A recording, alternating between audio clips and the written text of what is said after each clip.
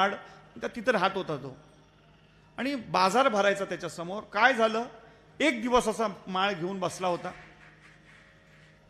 तेवढ्यात एक तरुण गवळण, नीट ऐका, तरुण गवळण पळत पळत पळत आली आणि दही दूध विकण्याकरता सुरुवात केली तिनं. या साधूचं लक्ष तिच्याकडे गेलं. बरोबर मोजून दूध देत होती, दही ताक देत होती, लोणी देत होती, पैसे मोजून घेत होती. अर्धा पाऊण तास झाला तिच्या व्यवहाराकडे कोण बघत होता? हा साधू बघत होता. तेवढ्यात एक तरुण युवक पळत पळत पळत आला आणि त्या गवळीला म्हणला, काय मी तुला हाका मारतो होती तशीच, प्लीज थोडंसं थांबायचं ना.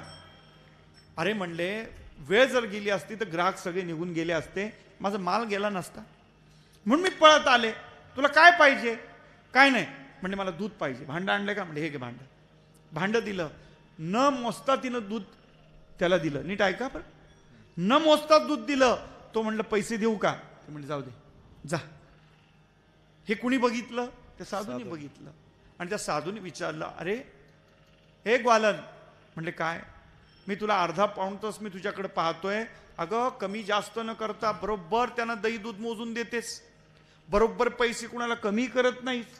आता हा तरुण युवक आला, त्याला दूध पाहिजे, न मोजता त्याला तू दूध दिलं, बरोबर आहे ना? न मोजता तू त्याला काय दिलं? दूध दिलं, आणि त्याच्याकडनं पैसेही घेतले नाही. तेव्हा गवळण